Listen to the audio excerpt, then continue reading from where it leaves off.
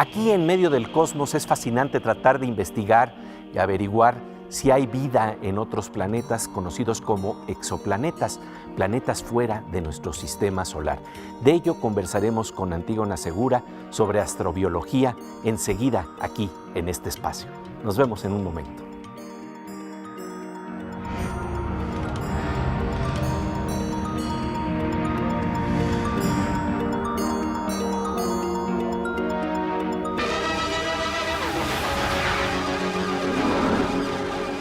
Bienvenidos al planeta o exoplaneta de la oveja eléctrica, dependiendo del punto de vista desde donde nos observen, en donde hoy hablaremos de los estudios e hipótesis que hace la ciencia en torno a cómo aparece la salsa de la vida en nuestros mundos y otros mundos. ¿Qué tal, querido Pepe? ¿Qué tal, querida Silvina? Este es el gran tema del estudio de la astrobiología. Y para hablar de ello, Pepe Gordon entrevista a Antígona Segura, investigadora del Instituto de Ciencias Nucleares de la UNAM y colaboradora en el Instituto de Astrobiología de la NASA. Mientras Antígona realizaba sus trabajos de postdoctorado en la Universidad Estatal de Pensilvania, en los fines de semana aprendía a bailar salsa, metáfora más que apta para alguien que quiere comprender cómo se pone en movimiento la vida.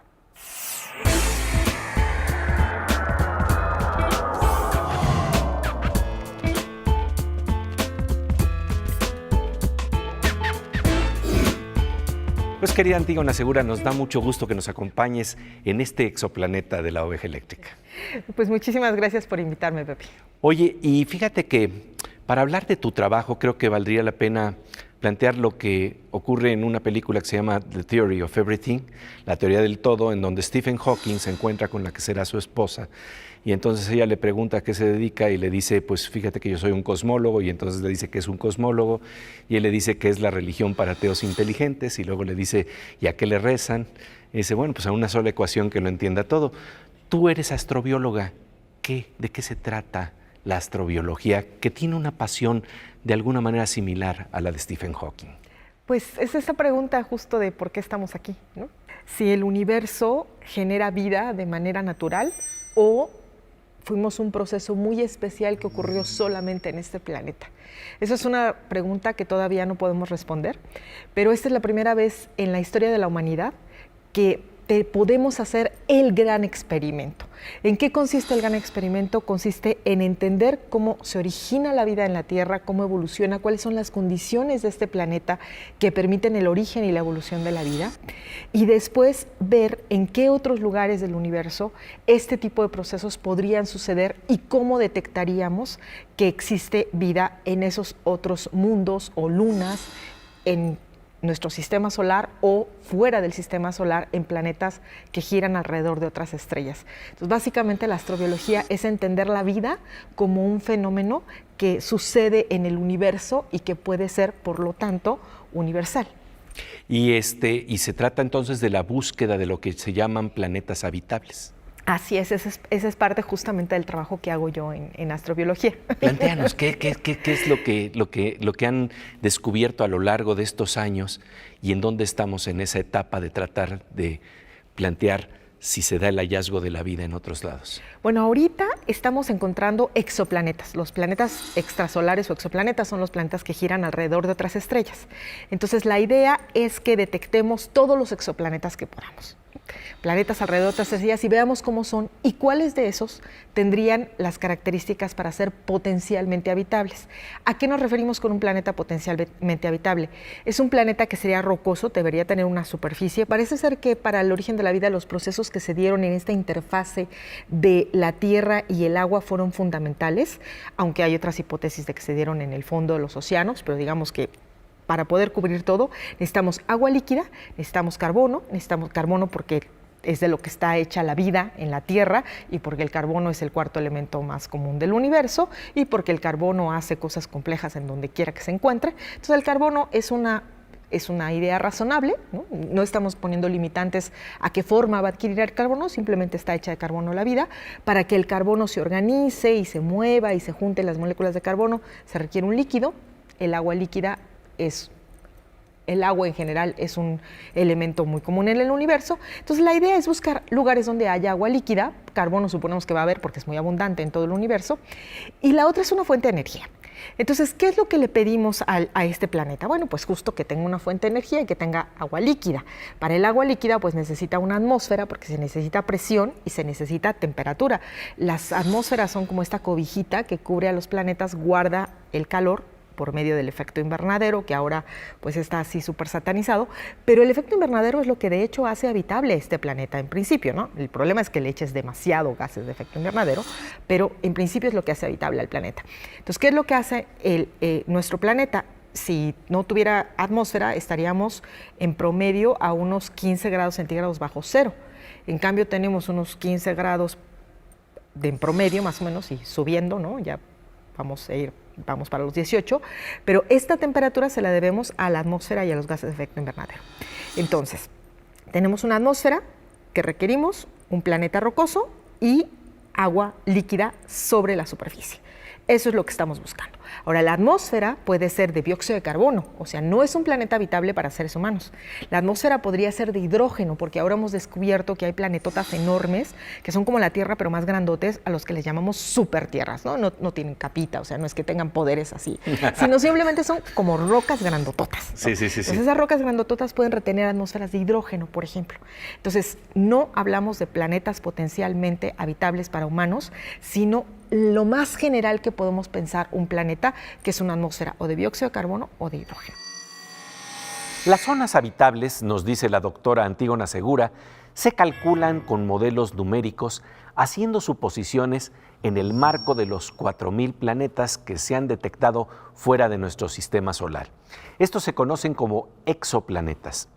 De estos estudios ha surgido una lista de más o menos 40 exoplanetas potencialmente habitables. Después del corte, hablaremos de uno en particular, no exento de problemas, que sin embargo enciende la imaginación de los astrobiólogos. Mientras tanto, vamos a una sección que enciende nuestro asombro con nuestra querida Aura López. Pues querida Aura, como siempre, un gusto encontrarnos aquí en La Oveja. Gracias, Pepe. Oye, pues hoy hemos estado hablando de la exploración del cosmos y esta exploración de alguna manera tiene un paso importante con nuestra llegada a la Luna. ¿Cómo se siente ir a la Luna? Se siente muy bien y ya lo podemos descubrir al menos con una aplicación de realidad virtual, porque justamente este año se cumplieron 50 años en que el hombre pisó la Luna, el 21 de julio de 1969, y se armó una fiesta enorme en todos lados, desde la NASA hasta el Smithsonian. Justamente este instituto fue el que quiso hacer una aplicación de realidad virtual, y lo interesante es que puedes simular lo que sería aterrizar pues el Apolo 11 tratar de evitar los cráteres lunares, pero tratar de llegar a la Luna sin chocar. Ese es un tipo de juego que tiene la aplicación. Y también puedes hacer exploraciones, puedes ver fotografías, puedes ver videos, puedes encontrar información. Es una aplicación muy completa, se llama Apollo Moonshot. Está disponible para Android y para iOS. Lo que sí les digo es que pesa mucho, pesa 1 giga, entonces tienen que hacer espacio en sus teléfonos, pero la verdad es que está muy buena y vale la pena darle una exploradita. Sí, porque al final del día de lo que se trata es de esta curiosidad que siempre tenemos por tratar de indagar el cosmos.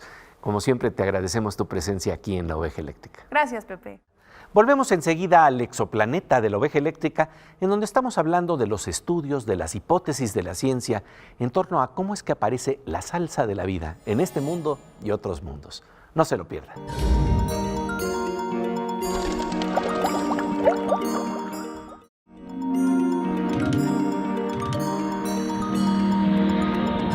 Como de rayo, estamos de regreso en el exoplaneta de La Oveja Eléctrica, en donde estamos hablando de las hipótesis y estudios de la ciencia sobre cómo es que aparece la salsa de la vida en este y otros mundos.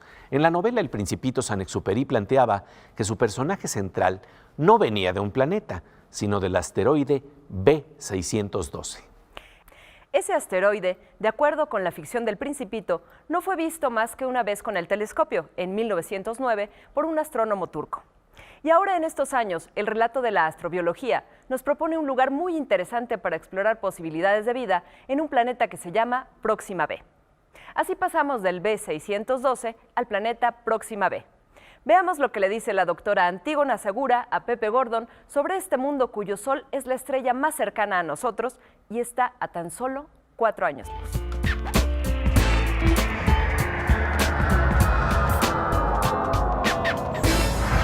¿Y qué candidatos tenemos o dónde está tu sueño o tu pesadilla de que vamos a encontrar o no vamos a encontrar, o empezamos a tener indicios que a ti te empiezan a poner la piel erizada? Bueno, pues ahorita tenemos... Para bailar salsa. Pues fue muy emocionante en principio encontrar a Próxima B. Próxima B es un planeta que gira alrededor de Próxima Centauri, de la estrella más cercana. Entonces, Próxima B tiene una masa de 1.3 veces la masa de la Tierra. Es un planeta como la Tierra en el sentido de ser una roca con un núcleo de hierro y agua y así. Eso no estamos seguros, pero es probable que sea un planeta sólido. ¿Cuál es el pequeño problemita de Próxima Centauri B? Bueno, el problemita es que su estrella es muy activa. Estas fulguraciones, bueno, les llaman llamaradas, que no es lo correcto, pero se llaman fulguraciones, que se ven como llamaradas así solares. Este tipo de fulguraciones se producen allá. En ese sol, digamos, para sí. entender que esa estrella es un sol. Esa estrella es un sol, pero primero es un sol muchísimo más pequeño que el nuestro. Claro. Es un sol muy pequeñito, es lo que llamamos una enana roja. Es pequeñita, es roja, pero es muy activa. Está fulgurando todo el tiempo. O sea, una fulguración como esa que produjo el sol, que la produce cada 11 años, allá se producen cada mes. Y son muchísimo más energéticas que las fulguraciones más energéticas que hemos visto del sol. ¿Qué le hace eso a la habitabilidad de un planeta? Pues le puede hacer mucho. Primero, la radiación de rayos X y extremo ultravioleta que se produce puede calentar la atmósfera y hacer que la atmósfera se vaya yendo hacia el espacio. La radiación ultravioleta pues podría básicamente esterilizar la superficie. Entonces, ¿es Próxima B un planeta habitable o no? Bueno, resulta que está en esta zona que le llamamos la zona habitable, pero resulta que en estas estrellas la zona habitable se mueve. Entonces, ahorita está en la zona habitable, pero hace 500 millones de años no estaba en la zona habitable, de hecho estaba en la zona donde el agua se debe evaporar. Entonces, este es un gran experimento. Si lográramos observar que tiene una atmósfera, tendríamos que explicar cómo le hizo esa atmósfera para resistir las condiciones de esa estrella. Entonces, ahorita estamos haciendo modelos y estamos tratando de hacer predicciones de qué es lo que pasaría con Próxima B como un planeta potencialmente habitable. ¿Y cómo sería la Tierra como un planeta potencialmente habitable si nos pudieran investigar desde el planeta Próxima B? La doctora Antígona Segura nos dice que se podría ver la atmósfera de la Tierra y apreciar que tiene un 21% de oxígeno. La pregunta entonces sería, ¿de dónde salió ese oxígeno? No debería de estar ahí. ¿Cuál sería la explicación posible para un astrobiólogo extraterrestre? La respuesta maravillosa salió de la vida. Hay vida en la Tierra. Después del corte seguiremos conversando sobre el problema de definir qué es la vida. Mientras tanto, vamos con nuestro hacker de cabecera, el querido doctor Morsa, el físico Manuel López Michelón. Pues querido doctor Morsa, qué gusto encontrarnos aquí en Oveja Eléctrica. Muchas gracias, Pepe. Oye, pues hoy hemos estado hablando de astrobiología y de las condiciones que hacen posible a la vida. ¿Qué reflexiones te trae esto? Pepe, tengo mi propia opinión al respecto de todo lo que se hace buscando la vida en otros planetas. Y la primera que se me ocurre es que qué buena idea buscar vida en otros lados. Eso me parece una buena idea. Pero yo creo que estamos cometiendo un error. Queremos buscar la vida como la conocemos. ¿Cómo sabemos que la vida es la forma en cómo conocemos que es? Es decir, hay ADN, hay intercambio de energía en un momento dado, ¿no? Hay desechos, hay autonomía, hay un montón de cosas. Por ejemplo, una piedra no es autónoma, sabemos por eso que no está viva, ¿no? A lo mejor rueda, como el Rolling Stones, ruedan, pero llega un momento que no tiene conciencia ni siquiera de eso, ¿no? En fin, pero el punto está en que buscamos la vida como la conocemos, porque no tenemos otra referencia. Yo lo puedo entender, pero, por ejemplo, se me ocurre, ¿por qué pensamos que los anillos de Saturno, por ejemplo, son anillos de polvo? ¿Qué tal que ahí hay vida? Pero de una forma que nosotros jamás hemos imaginado, ¿sí? Entonces, ¿qué hacemos? Pues vamos a Marte y perforamos y tratamos de ver si hay microorganismos o cosas de esas que conocemos, porque así es la vida como la conocemos. Pero ¿quién nos dijo que así tiene que ser la vida? Pero ahí está, ¿no? ¿Qué tal que la vida es un poquito más amplia que lo que nosotros vemos? Bueno, pues se nos queda ahí esa maravillosa interrogante, las preguntas que se hace la morsa filósofa aquí en la Oveja Eléctrica. Últimamente estoy así. Pues como siempre te agradecemos tu presencia aquí en este espacio. Gracias, Pepe. Después del corte seguiremos conversando con la astrobióloga Antígona Segura sobre las condiciones que se requieren para tener un planeta habitable en otros mundos, pero también en el nuestro. ¿Qué pasó en la Tierra? La Tierra era dióxido de carbono, nitrógeno, tenía hidrógeno, tenía un poquito de metano, pero no tenía oxígeno más que ese poquitito que se generaba del CO2. ¿Qué le pasó a la Tierra? Le pasó la vida. Ay, qué bonito, eso parece una canción. Sí. Me pasó la vida. Exactamente. Entonces, llega la vida hace 3.800 millones de... Vamos a poner esto en escala, ¿no?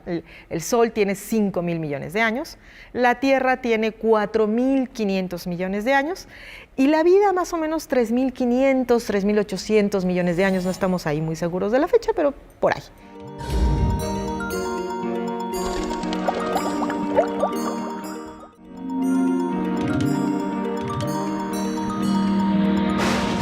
Como de rayo, estamos de regreso en la noche cósmica del exoplaneta de la Oveja Eléctrica, en donde hoy conversamos sobre los estudios e hipótesis de la ciencia en torno a cómo surge la salsa de la vida en otros mundos y en nuestro mundo.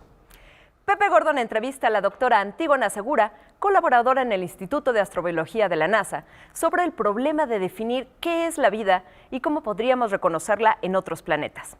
En el fondo está el motor más profundo de la ciencia, la pasión por conocer.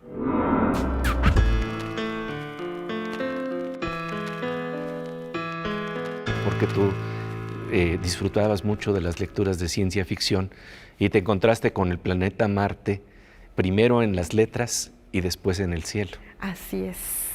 Háblanos de esta búsqueda y esta ilusión de tratar de descubrir la vida y lo que implica al final del día la vida para ti, porque todo esto te lleva a tener una definición de lo que es la vida y tal vez asombrarnos ante esto que ha aparecido y la vida pasó y por qué ha pasado, qué representa para ti en términos de esta novela de ciencia ficción que es nuestra vida hoy en día. Justo el fenómeno de la vida era algo que me asombraba, ¿no? Me gustaba ver a los insectos, por ejemplo, cómo se movían, o sea, en general todas las cosas que están vivas, era cómo logramos construir cosas así. Cómo pasamos de las rocas, porque me encantaban los volcanes y eso. De lo inorgánico a lo orgánico. Exactamente, de estas cosas a esto vivo. Entonces a mí me parecía algo fascinante. Yo quería ser bióloga, pero también me gustaba mucho la cuestión de las estrellas y entonces también quería ser astrónoma y también quería ser arqueóloga y muchas cosas. Pero llegó un momento en que me decidí, en que mi indecisión se quedó entre la biología y la astronomía, ¿no?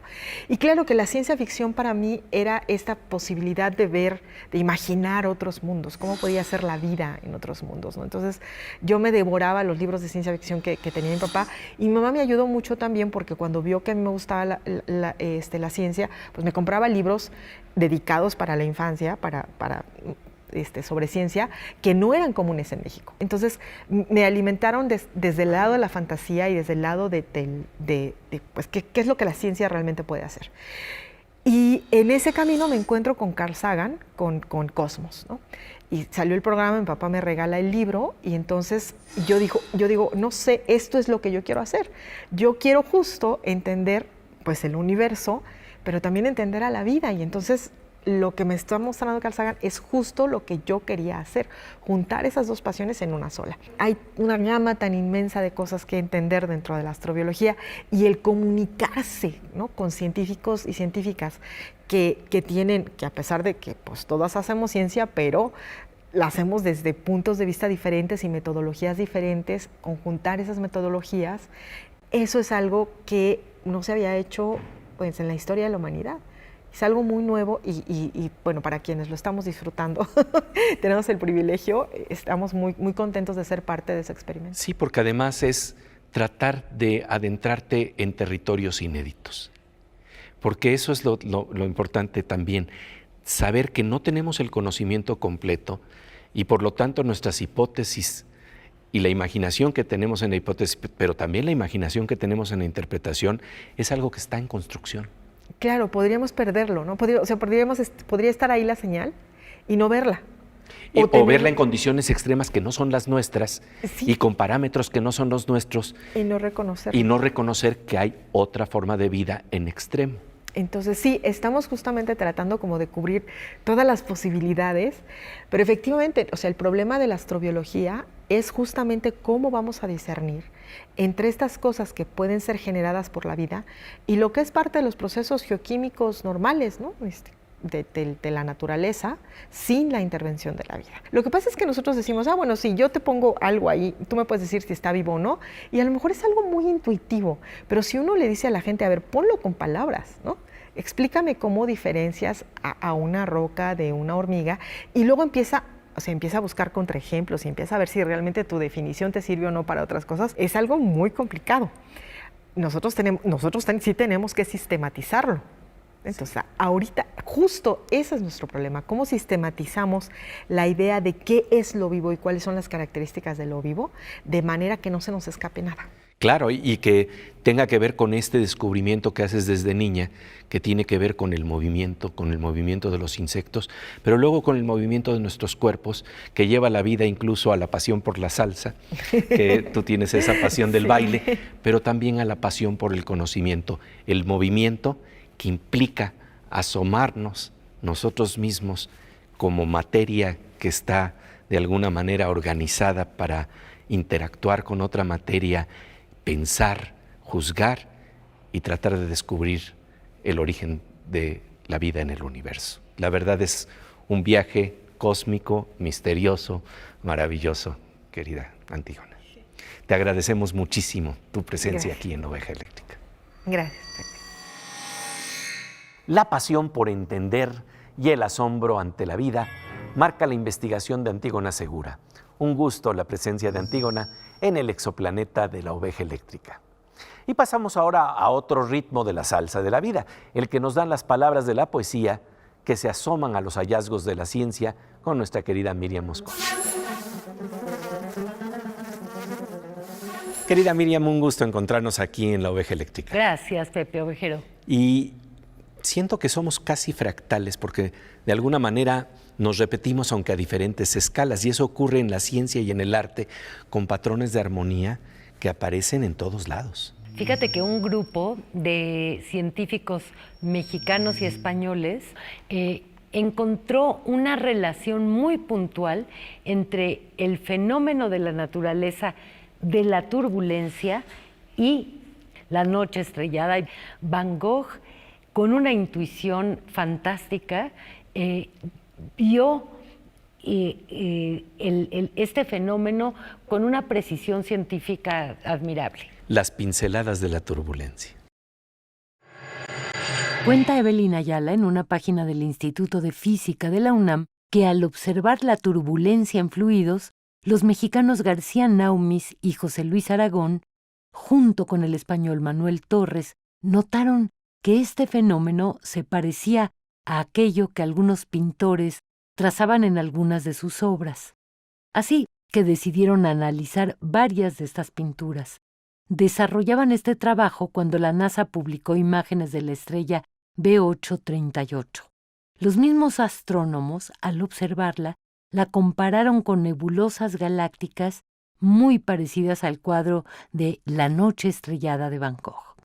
García Naumis cuenta que notaron cómo Van Gogh se había adelantado en el entendimiento intuitivo del fenómeno que estudia la física. La finísima capacidad de observación del artista lo había llevado a reproducir de manera fiel las propiedades básicas de la llamada turbulencia en fluidos. Para el investigador, el arte y la ciencia comparten un principio de trabajo, la observación. Miriam Moscona nos deja con estrellas y ecos visuales de Van Gogh en La mirada de la Oveja Eléctrica. Y ahora nos vamos a disfrutar de los cantos cuánticos de Fernando Rivera Calderón.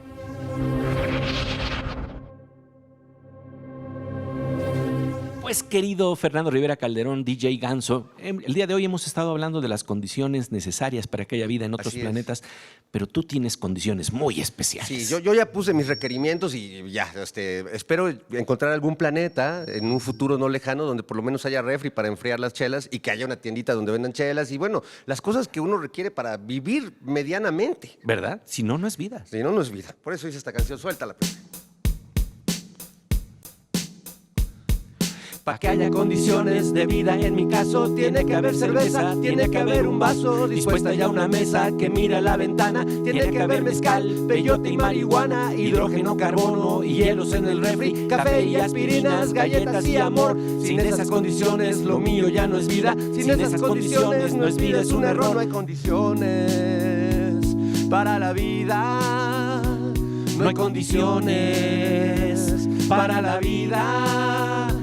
No hay condiciones para la vida y sin esas condiciones no es vida, es un error.